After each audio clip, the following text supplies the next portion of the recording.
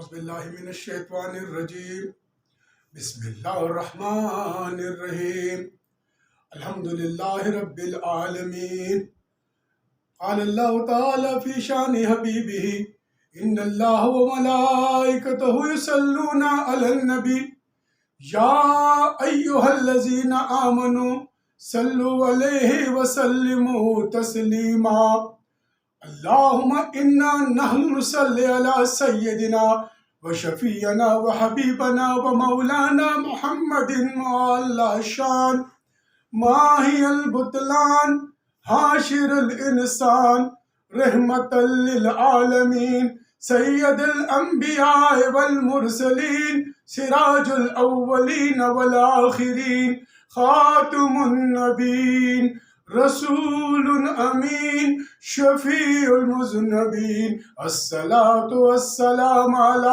آلہ وأهله وأهل بيته وأصحابه وأزواجه أجمعين برحمتك يا أرحم الراحمين. برادران اسلام و دختران ملت، السلام علیکم ورحمۃ اللہ وبرکاتہ. آج الحمدللہ رمضان المبارک کی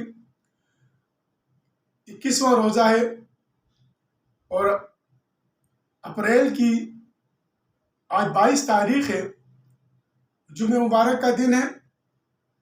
الحمدللہ اللہ تعالیٰ کے فضل و کرم سے یہ درس کا سلسلہ جاری و ساری ہے، اور انشاءاللہ تعالیٰ جب تک اللہ نے چاہا تو قرآن کی ان آیات کو جو اللہ کے کلام میں اللہ نے اس کو بار بار دہرائی جانے والی آیات کہا ہے، ان آیات کے اوپر اور موجودہ حالات میں جو اس وقت جس تناظر میں امت مسلمہ پر جو حالات گزر رہے ہیں، ہم قرآن سے اور نبی کریم صلی اللہ علیہ وسلم کی ذات مبارک سے، اسوہ حسنہ سے، احادیث سے اس کا حل تلاش کریں گے. برادران اسلام، آج جس طریقے سے جسے قرآن نے کہا الحمدللہ رب العالمین، اور یہ واحد صورت ہے. میں یہ عرض کرتا چلوں، اگر کسی نے قرآن شریف نہیں بھی پڑھا ہوا ہے تو کم از کم یہ صورت اس کو آتی ہے. ہر مسلمان کو قرآن کی یہ واحد صورت ہے جس کو زبانی یاد ہے، کیونکہ ہر نماز میں اس کو پڑھنا فرض ہے. اس کی تلاوت کے بغیر آپ کی نماز نہیں ہوتی. اب اس سورہ فاتحہ میں اللہ ہم سے کیا چاہتا ہے، اور اللہ سے ہم کیا چاہتے ہیں، اور اللہ ہمیں کس طرح دیکھنا چاہتا ہے. اللہ رب العالمین اس کلام کے اندر جو الحمد سے شروع ہوتی ہے، جو تعریف سے شروع ہوتی ہے کہ امت مسلمہ کیا جو تو اللہ اکبر کر کے، اللہ اکبر، جو ہاتھ کو کانوں کے پاس لا کے جو ناف پہ باندھ رہا ہے اور تو اللہ اکبر کہہ رہا ہے، کیا اس اللہ کی تو حمد قائم کر رہا ہے؟ یعنی نماز میں آپ اللہ اکبر کہتے ہیں تو کیا آپ اس اللہ کی حمد کو قائم کر رہے ہیں؟ برادران اسلام، موجودہ تناظر میں اگر دیکھا جائے، موجودہ حالات میں اگر آپ دیکھا جائے، قرآن کی اس آیات کو تھوڑا سا پرکھا جائے اور دل کی روشنی سے، دل کی نگاہ سے، دل کی آنکھ سے قرآن کی ان آیات پر تھوڑا سا غور و توجہ کی جائے تو ہمیں اندازہ ہو جائے گا کہ ہم کس کو بڑا مانتے ہیں. آج کس کی بڑائی ہے، آج کس کی حمد ہے، آج کس کی ثنا ہے، آج کس کی تعریف ہے. آج امت مسلمہ کی جو دلدل میں پھنسی ہوئی ہے، آج امت مسلمہ جس طریقے سے انتشار میں پھنسی ہوئی ہے، آج امت مسلمہ جس طریقے سے تکفیر میں پھنسی ہوئی ہے، آج امت مسلمہ جس طریقے سے ایک دوسرے کی دست گریبان ہے، تو کیا یہ آج جو اللہ اکبر کر کے کھڑے ہوتے ہیں، کیا ہم واقعی لا نفی کر رہے ہیں، لیا اس بات میں اللہ کو لا رہے ہیں، یا ہم ویسی جو ہے بس ہاتھ اٹھا رہے ہیں، ہاتھ باندھ رہے ہیں، دکھلاوے کی نماز پڑھ لیں. آج آپ دیکھیں ہندوستان کی سرزمین پہ مسلمانوں کا جینا حرام ہو چکا ہے. آج مسجدوں میں مسلمان محفوظ نہیں. آج عورتیں بچے گھروں میں محفوظ نہیں، آج ان کے پردوں پہ پابندیاں لگائی جا رہی ہیں کہ حجاب نہیں کیا جائے گا۔ آج یورپ کے اندر مسلمان محفوظ نہیں، لاکھوں روپے لگا کر لوگ یورپ کو جاتے ہیں وہاں کی نیشنلٹی لینے کے لیے۔ جو مسلمان لوگ آج وہاں کے مسلمان لاکھوں روپے لگانے کے باوجود وہاں یورپ کا مسلمان بھی محفوظ نہیں۔ آج ان کی شرف فتنے سے آپ نے دیکھا کس طریقے سے نیوزی لینڈ کے اندر واقعات ہوئے، آج دیکھتے رہے آپ کس طریقے سے آسٹریلیا میں، کس طریقے سے کینیڈا کے اندر، کس طریقے سے لینڈ کے اندر، اسکاٹ لینڈ کے اندر، یہ جو آج کل جو واقعات چل رہے ہیں کہ دنیا کی تمام تر سرزمین پر، پوری زمین پر کہیں بھی مسلمان جو ہے محفوظ نہیں، کہیں بھی مسلمان جو ہے کوئی بھی اس وقت ایسی سیاسی قوت نہیں ہے، کوئی بھی اس وقت ایسی سیاسی قوت نہیں ہے جو مسلمانوں کو تحفظ دے سکے، کوئی بھی ایسی اس وقت کوئی ایسی طاقت نہیں ہے، کوئی مملکت نہیں ہے، کوئی حکومت نہیں ہے، کوئی نظام نہیں ہے جو پوری اس سرزمین پہ بسنے والے مسلمانوں کو، انسانیت کو امن دے سکے۔ تو ہم نے قرآن کی طرف آنا ہے، کیونکہ مادی لحاظ سے آپ نے دیکھ لیا، مادی لحاظ سے آپ نے دیکھ لیا کہ تمام تر نظام فیل ہو گئے۔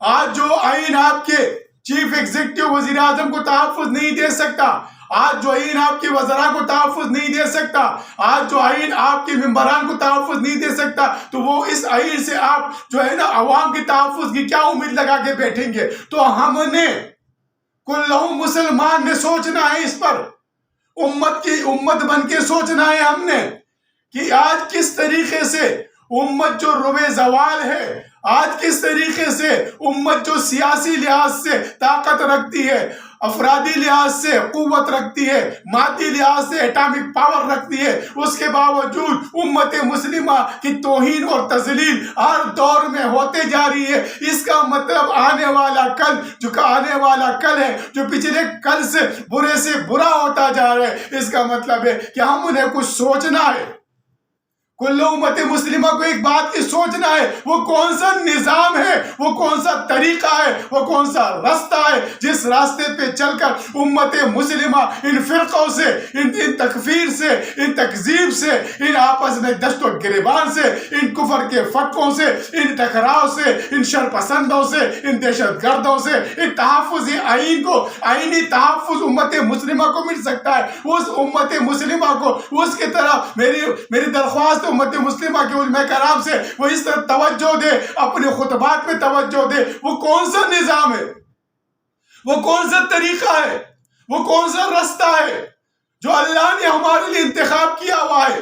آج اس راستے کو چھوڑ کر اس راستے پر جب مسلمان چل رہا تھا، ایک نظامی مملکت چل رہی تھی جو خلافت علی منہاج نبوت تھی، اس نے مملکت کے نظام سے آپ نے دیکھا عمر فاروق رضی اللہ تعالیٰ عنہ کے دور میں کس طریقے سے عدل و انصاف تھا، جنگل کے رہنے والے جانور تک محفوظ تھے۔ بڑا واقعہ مشہور ہے، مدینہ کے اندر ایک بی بی کوئی عورت جا رہی تھی، راستے میں اندھیرا ہونے والا تھا،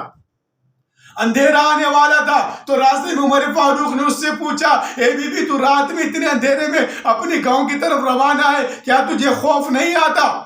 اللہ اکبر۔ وہ بی بی فرماتی، کیا عمر مر گیا یا تم عمر ہو؟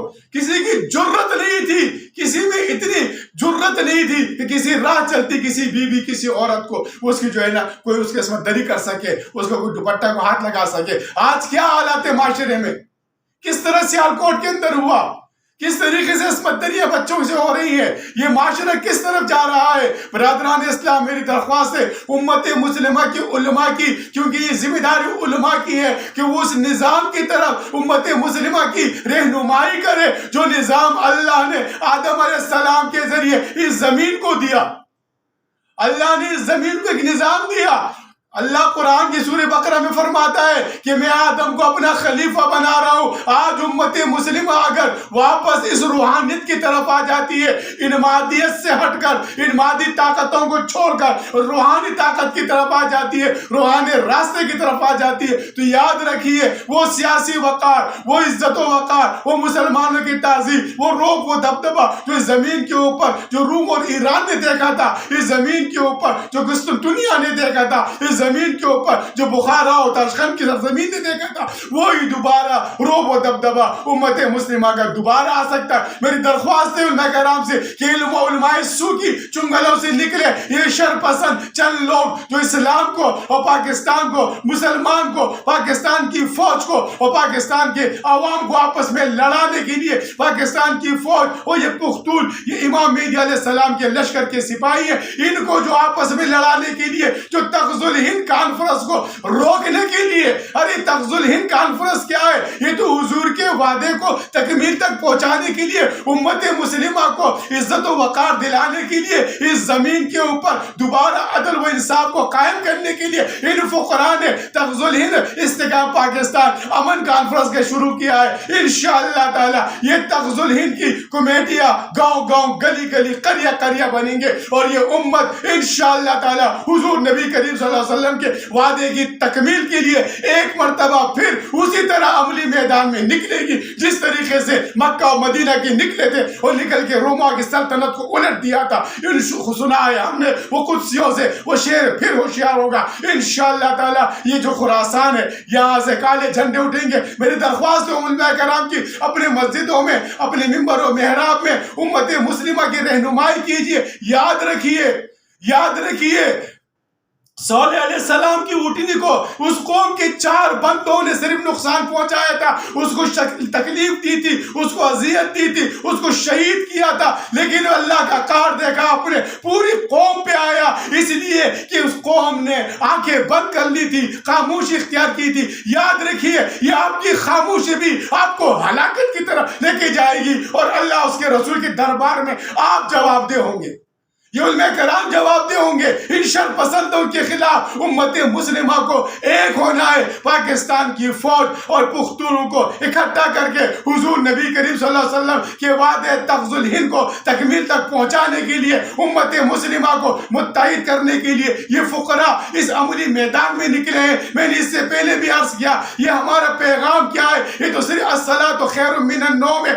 آپ کو خواب غفلت سے جگانا ہے کہ جاگو مسلمانوں، ان شیطانی طاقتوں کی ان شروں سے محفوظ ہو جاؤ۔ ہندوستان کے اندر 35 کروڑ مسلمان ہیں، غیر محفوظ ہے۔ یورپ میں بسنے والے مسلمان ہیں، غیر محفوظ ہے۔ یورپ میں کس طرح کہتے ہیں انسانی حقوق کی علم بردار ہے، ہم پر تہمتیں لگائی جاتی ہے، ہم پر پابندیاں لگائی جاتی ہے۔ کیا آپ لوگ انسانی حقوق کی پامالی کر رہے ہیں؟ اور جو انسانی حقوق کی پامالی، جو یورپ کے اندر اسلام کی پامالی، جو انسانیت کا جو سب سے بیراج ہے، حضور نبی کریم صلی اللہ علیہ وسلم کی ذات ہے۔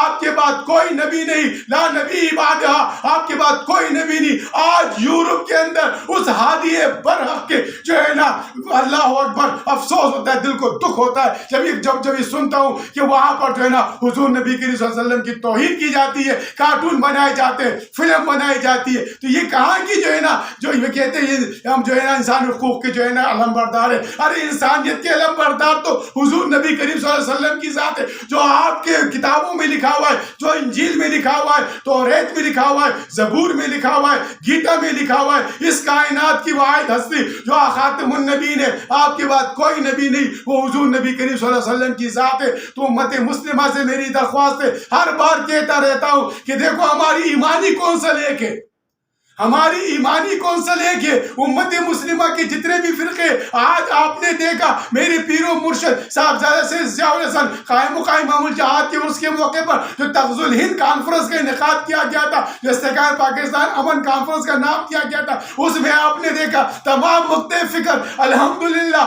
ایک اسٹیج پر بیٹھے ہوئے آپ کو نظر آئیں گے۔ وہاں پر جعفری مسلک کے بھی تھے، مالکی مسلک کے بھی تھے، حنبلی مسلک کے بھی تھے، دیوبند حضرات بھی تھے، بریلوی حضرات بھی تھے، فقراء بھی تھے، اہل بیت بھی تھے۔ اللہ اکبر، یہ فقیروں کا تصرف ہوتا ہے، یہ فقیروں کا ہوتا ہے، کوئی فرقہ نہیں ہوتا فقیر کا۔ فقیر امت کو اکٹھا کرنا چاہتے تو برادران اسلام، امت کو اکٹھا کرنے کے لیے یہ جو فقراء نے جو مشن شروع کیا ہے الصلاۃ خیر من النوم کا، وہ عزیز پاکستانیوں سے میری درخواست ہے، جتنے مخیر حضرات ان سے میری درخواست ہے کہ آئیے اس مشن کو، امت کو جو اس دلدل سے نکالنے کے لیے، جو آج پوری امت کے اوپر یہ انتشاری کیفیت مسلط کر دی گئی ہے، جو آج امت مسلمہ جس تسلیم کی طرف جا رہی ہے، آپ آئیے اس مشن کو، اس پروگرام کو امت مسلمہ کے ہر فرد، ہر گھر تک پہنچانے میں اپنی مالی استطاعت کیجیے. اور انبیاء کرام سے میری اپیل ہے, دل میں ہاتھ جوڑ کر اپیل کرتا ہوں انبیاء کرام سے, خدا را اس نظام کی طرف سیاست نے کچھ نہیں دیا, فرقوں نے کچھ نہیں دیا. آپ نے دیکھا ووٹ کی کوئی عزت نہیں, تمہیں جو عزت اللہ نے دی ہے, خلافت کی عزت اللہ نے دی ہے, اس زمین پر حاکمیت کی عزت اللہ نے دی ہے. آدم کو اتنا بڑا مقام عطا کیا, سجدہ جو ملائک سے کہتا ہے اس کو سجدہ کرو, تو اللہ نے اس خلافت میں کتنا بڑا مقام عطا کیا. آئیے اس فقراء کی ہاتھ میں ہاتھ ملا کر حضور نبی کریم صلی اللہ علیہ وسلم کے کلمے کے اس علم کو بلند کر کر آپ ہم سب مل کر اس لا الہ الا اللہ محمد الرسول اللہ کے اس علم کو بلند کر کر اس زمین کے اوپر ایک مرتبہ پھر عدل و انصاف کو قائم کرے. اللہ اور اس کے رسول کے دربار میں سرخرو ہو سکے. یہی الحمدللہ رب العالمین, یہی اللہ کی حمد ہے. اللہ کی حمد اسی طرح قائم ہوگی, تسبیح ڈھکلنے سے قائم نہیں ہوگی. میں اس سے پہلے عرض کرتا رہا ہوں, یہ قرآن صرف جو ہے نا تعویذ گیری کے واسطے نہیں ہے کہ آپ بیٹھ سے اسے دم تعویذ کرتے رہے. قرآن تو عمل میں ہے, قرآن تو کائنات کی واحد کتاب ہے جو میرے پیر و مرشد فرماتے تھے کہ اس کا نور اپنے آفاق میں اور نفس میں دیکھو, آفاق میں دیکھو, کھلی ہوئی کتاب ہے کائنات. اس کائنات کے اندر دیکھو آج کون سی صورت کا دول چل رہا ہے. اس لیے اللہ والے کہتے ہیں اس طرح ہونے والا ہے, اس طرح ہونے والا ہے, زمین بدلنے والی ہے, آسمان بدلنے والا ہے. لوگوں نے مذاق اڑایا, آپ نے دیکھا کبھی یہاں پر برطانیہ تھا, زمین بدلی, آسمان بدلا, پاکستان ہوا. کبھی یہاں پر جو ہے نا روس آیا, اس کا کیا حشر ہوا, امریکہ آیا, اس کا کیا حشر ہوا. تو آج بھی آنے والا کل بہت کچھ بدلنے والا ہے. بچے گا وہ جو دامن رحمت مصطفی میں آ جائے گا. تو تغز الہند کی جو یہ پروگرام ہے, جو حضور نبی کریم صلی اللہ علیہ وسلم کے وعدے کا پروگرام ہے, جس کو لے کے میرے پیر و مرشد اس سرزمین پر آئے ہیں, ان پختونوں کو بشارت دینے کے لیے آج چند شر پسند عناصر اس تغز الہند کانفرنس کو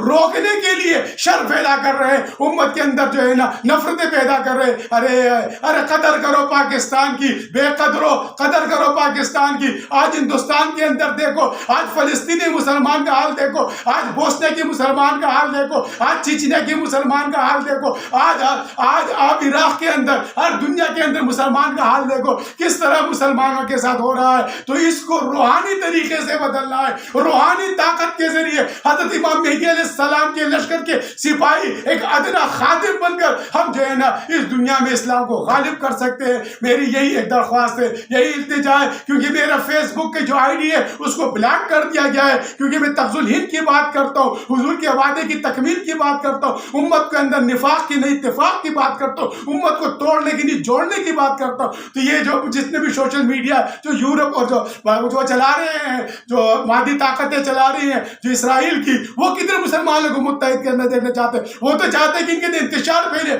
لہٰذا میری جو آئی ڈی بلاک کر دی گئی ہے, اس لیے میں جو ہے نا اس کو ریکارڈ کر کے جو آن لائن دے رہا ہوں. میرے پیغام امت مسلموں کو متحد کرنا ہے. تو میں آپ سے درخواست کرتا ہوں, ایک مرتبہ پھر درخواست کرتا ہوں کہ حضور کے وعدے تغز الہند کو تکمیل تک پہنچانے کے لیے ان فقراء کا ساتھ دے. الصلاۃ خیر من النوم, اب خواب جاگنا ہے, خواب سے اب ان غفلت سے جاگنا ہے, اب اٹھنا ہے. حضور نبی کریم صلی اللہ علیہ وسلم کے وعدے کی تکمیل تک پہنچانے کے لیے اپنی تن من دھن کی قربانی دینا, یہی فقیر کا پیغام ہے. بغیر کسی فرقے, بغیر کسی سیاست, بغیر کسی تعصب سے آپ کو اپیل ہے کہ آئیے آگے بڑھیے, آگے بڑھ کے اس علم محمد مصطفیٰ کو تھامیے, اتحاد و اتفاق کا مظاہرہ کریے. ہم سب نے مل کر اس پاکستان کو ان دہشت گردی سے پاک کرنا ہے. اب پاک فوج کے ساتھ, مسلح افواج کے ساتھ, عسکری طاقتوں کے شانہ بشانہ کھڑے ہونا ہے. روحانی طاقت ہی عسکری طاقت کو مضبوط کرے گی. جو عسکری طاقت اٹھ کے انشاءاللہ تعالی ہندوستان کو مسلمان کر کے اس زمین پر عدل و انصاف کو قائم کرے گی. یہی امام مہدی علیہ السلام کے لشکر کے سپاہی ہے.